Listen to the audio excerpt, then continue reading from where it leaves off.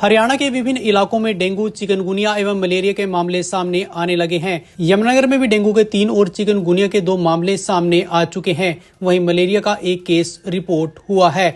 यमुनानगर की deputy civil surgeon doctor Sushila Saini ने बताया कि यमुनानगर जिला में डेंगू एवं चिकनगुनिया के 5 मामले सामने आ चुके हैं। इस बारे में उन्होंने हमारी टीम को विस्तार से जानकारी दी। जैसे कि ये वेक्टर बोर्न डिजीज हैं तीनों, मलेरिया, डेंगू, चिकनगुनिया मच्छर के काटने से होती हैं। तो अभी तक डिस्ट्रिक्ट में हमारे पास 3 डेंगू पॉजिटिव केस हैं, 2 चिकनगुनिया के पॉजिटिव आए हैं और 1 मलेरिया का है। जो मलेरिया का केस है वो लेबर क्लास है, छछरौली पंजेटों गांव का है। वो वहाँ पे लेबर क्लास, क्योंकि मच्छर वहाँ हमें नहीं मिला कोई भी जिससे मलेरिया होता है, एनोफिलिस मॉस्किटो। वो सीतापुर यूपी का रहने वाला है, तो हमने वहाँ यूपी में भी इन्फॉर्म कर दिया। फिलहाल वो हमारे पास है क्योंकि यहाँ वो काम करने के लिए आया है, तो हमने उसका ट्रीटमेंट कर दिया है, उसका फॉलोअप भी कर रहे हैं। जो डेंगू के 3 केसेस आए हैं वो एक तो फरवरी में आया था और उसके बाद 1 मार्च में, वो भी बाहर के केसेस हैं। उसमें से 1-2 केस हैं जो कि पहले बाहर काम करते हैं, तो हम कह नहीं सकते कि उनको कहाँ पे मच्छर काटा था जिसकी वजह से उनको डेंगू। और तीसरा केस पिछले महीने मई में आया था। और ऐसे ही चिकनगुनिया के 2 केसेस हैं जो कि एल्केमिस्ट में या गवर्नमेंट ये पीजीआई चंडीगढ़ में पॉजिटिव आए थे। वो भी बाहर के ही हैं, मोस्टली बाहर काम करते हैं, जो उनकी वजह से थोड़ा सा हो जाता है। लेकिन लोगों को अपनी प्रिकॉशंस लेनी है, क्योंकि अगर वो यहाँ पे रह रहे हैं और उस टाइम पे उनको वो पॉजिटिव है, मच्छर काटेगा तो जिसको भी वो दोबारा मच्छर काटेगा तो उसको भी डेंगू चिकनगुनिया हो सकता है। हमने ब्रीडर चेकर्स लगाए हुए हैं सोर्स रिडक्शन के लिए 40। तो हमने पिछले महीने ही 15 जून से काम कर रहे हैं। 40 ब्रीडर चेकर घर घर जाकर सर्वे करते हैं।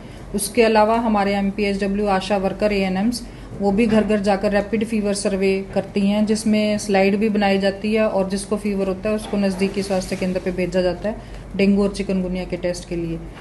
बाकी लोगों को अगर लगता है कि उसको बुखार है तो खुद भी वो आके अपने नज़दीकी स्वास्थ्य केंद्र पे जांच कराएं, क्योंकि अगर डेंगू मलेरिया किसी को हुआ तो उसको मच्छरदानी में सुलाने की ज़रूरत है कि ताकि उस टाइम पे उसको कोई मच्छर ना काटे।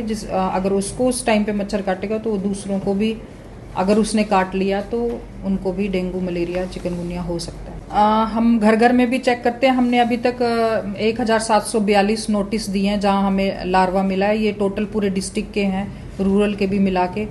तो जहां हम नोटिस देते हैं उनको समझा के भी आते हैं कि वो पानी फेंकना है उन्होंने। जैसे लोगों को हम बार बार ये सलाह देते हैं कि जहाँ पे भी उनके आसपास पानी खड़ा हो या घरों में पानी खड़ा हो तो उसको रूटीन बेसिस पे 2-4 दिन बाद उसको फेंक दें या उसको खाली कर दें, ताकि उसमें लार्वा ना बन पाए। और उसके बाद लार्वा बनने के कुछ दिन बाद वो मच्छर बन जाता है, उससे फिर आगे बीमारी फैलने का डर है। इसमें जैसे मैंने पहले भी कहा कि सभी लोगों को आग्रह करते हैं हम कि वो अपने आसपास और अपने घरों में पानी ना इकट्ठा होने दें। जहाँ पे भी पानी खड़ा हो या तो वहाँ काला तेल डाल दें, या अगर गड्ढे हैं तो उनको भरवा दें टाइमली। और अपने घरों में जैसे गमले वगैरह वो खाली करें। और अगर किसी को बुखार आ जाता है तो नज़दीकी स्वास्थ्य केंद्र पे उसकी जांच कराएं और मच्छरदानी में सोएं, पूरी बाजू के कपड़े पहने और गुड नाइट या कीटनाशक जो भी हैं वो उपयोग करें। अभी किसी सरकारी उसमें हॉस्पिटल में या नहीं मिला है, 1-8 जगह मिला है तो उनको हमने इन्फॉर्म कर दिया था, वो अभी ठीक है, उनका ऐसा कुछ है नहीं। सरकारी हॉस्पिटल में डेंगू वार्ड बनाया हुआ, 12 बेड रिजर्व किए हुए हैं डेंगू पेशेंट के लिए।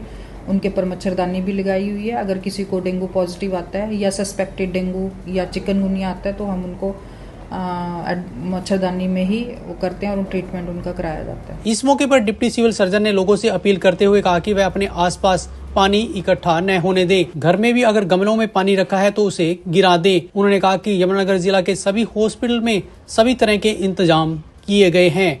Bureau report, Navdesh times.